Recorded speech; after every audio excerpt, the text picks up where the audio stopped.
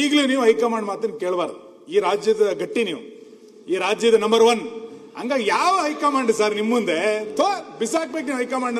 ನೀನು ಬಿಜೆಪಿಗೆ ನೋಡ, ವಾಜಪೇಯಿ ಮೋದಿ ಅವರಿಗೆ ಥೂ ಅಂತನು, ಥೂ ಅನ್ನು ನೋಡೋಣ. ವಾಜಪೇಯಿ ಅಲ್ಲ, ಮೋದಿ ಅವರಿಗೆ ಥೂ ಅಂತನ್ರಿ ಸರ್. ದಮ್ಮಿದ್ರೆ ನಾನು ನಿಮ್ಗೆ ದಮ್ಮಿದ್ರೆ ಸರ್, ದಮ್ಮಿದ್ರೆ ಮೋದಿ ಅವ್ರ ಮಾತನ್ನ ಕೇಳಲ್ಲ sir. Sir sir sir sir ಒಂದು ನಿಮಿಷ ಸರ್. ಯಾರು ನಿಮ್ಮ ಅಧ್ಯಕ್ಷ ಸರ್? ಒಂದ್ ನಿಮಿಷ ಕೂತ್ಕೊಳ್ಳಿ ಸರ್, ಒಂದ್ ನಿಮಿಷ. ನಾನು ಮೋದಿಯವರ ಭಕ್ತ, ನಾನು ಹೈಕಮಾಂಡಿನ ಭಕ್ತ, ನಾನೊಬ್ಬ ಪಾರ್ಟಿಯ ಶಿಸ್ತಿನ ಸಿಪಾಯಿ. ನಾನು ಕರ್ನಾಟಕದಲ್ಲಿ ಇದ್ದೀನಿ ಅನ್ನೋ ಕಾರಣಕ್ಕೆ ಹೈಕಮಾಂಡ್ ಮಾತು ಕೇಳಲ್ಲ ಅಂತ ಹೇಳಲ್ಲ. ನಾನು ಹೈಕಮಾಂಡ್ ಮಾತೇ ಕೇಳೋದು, ನಾನು ಪಾರ್ಟಿ ಮಾತೇ ಕೇಳೋದು.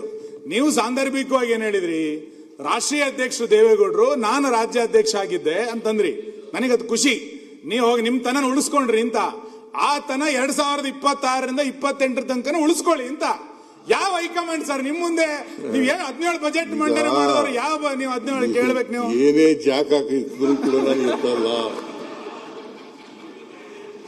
ಬಹಳ ಪಾಪ ಸುನೀಲ, ನಿಮ್ಮ ಸೌತ್ ಕೇಂದ್ರದವರೆಲ್ಲ ಬಹಳ ಶಾರ್ಪ್ ಅನ್ನ ಕಾಣಿಸುತ್ತಲ್ಲ. ಮೇನು ಉಪನೇರು ಬೆಂಕಿ ಹಚ್ತೀರಿ.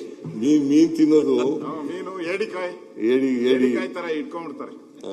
ಅಶೋಕ್ ಅವ್ರಿಗೆಲ್ಲ ಕರೆಕ್ಟ್ ಗೊತ್ತಿದೆ. ಈಗ ಮಾನ್ಯ ಅಧ್ಯಕ್ಷರೇ, ಹೈಕಮಾಂಡ್ ಈಸ್ ಎನ್ ಹೈಕಮಾಂಡ್. ಎಲ್ಲರೂ ಕೇಳಲೇಬೇಕು, ನೀವು ಕೇಳಬೇಕು, ನಾನು ಕೇಳಬೇಕು. ಹೈಕಮಾಂಡ್ ದೇವೇಗೌಡರು ರಾಷ್ಟ್ರೀಯ ಅಧ್ಯಕ್ಷರಾಗಿದ್ದರು, ನಾನು ಸ್ಟೇಟ್ ಪ್ರೆಸಿಡೆಂಟ್ ಆಗಿದ್ದೆ. ಅವರು ಕರ್ನಾಟಕದಲ್ಲಿ ನಾವಿಬ್ರು ಪರಸ್ಪರ ಮಾತುಕತೆ ಆಡ್ಕೊಂಡೇ ಪಕ್ಷ ನಡೆಸ್ತಾ ಇದ್ದದು. ದೇವೇಗೌಡರು ಜನತಾದಳ ಎಸ್ನಲ್ಲಿ ಕರ್ನಾಟಕದಲ್ಲಿ ಇದ್ರು ಅಂತ ಹೇಳಿದ್ದು ನಾನು.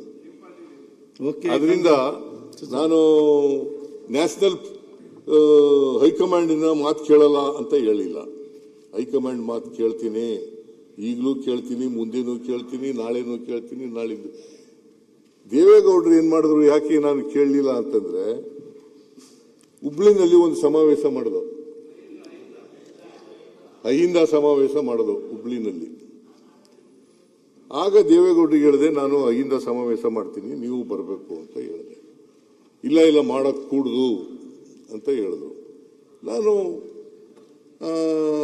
I went with Ahinda conference. ಆಗ ದೇವೇಗೌಡರು ನನ್ನ ಎಕ್ಸ್ಪೆಲ್ ಮಾಡ್ಬೋದು.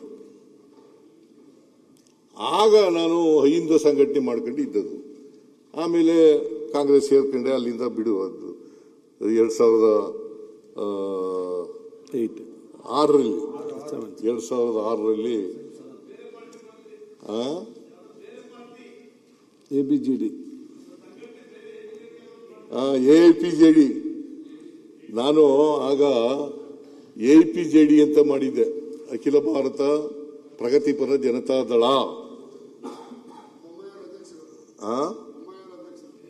ಇಲ್ಲ, ಬೊಮ್ಮಾಯಿಯವರಾಗಿರ್ಲಿಲ್ಲ. ಬೊಮ್ಮಾಯಿಯವರಾದ್ಮೇಲೆ AIPJD ನಾನು ರಘುಪತಿಯವ್ರನ್ನ, ಪಾಪ ರಘುಪತಿಯವ್ರು ಇಲ್ಲ ಈಗ, ರಘುಪತಿಯವ್ರನ್ನ ಕಳಿಸಿ ಅದನ್ನು ರಿಜಿಸ್ಟರ್ ಮಾಡಿಸಿ ನಮ್ಮ ಹೆಸರಿಗೆ ಮಾಡಿಸ್ಕೊಂಡಿದ್ದು. ಅದಾದ್ಮೇಲೆ ನಾನು ಕಾಂಗ್ರೆಸ್ ಸೇರುವಾಗ ಮರ್ಜ್ ಮಾಡೋದು. ನಾವು 9 ಜನ MLAಗಳಿದ್ದೋ, 9 ಜನನೂ ಕೂಡ ಮರ್ಜ್ ಆದವು ನಾವು. ಆಗ ಕಾಂಗ್ರೆಸ್ ಆದ ಅಲ್ಲಿಂದ 2006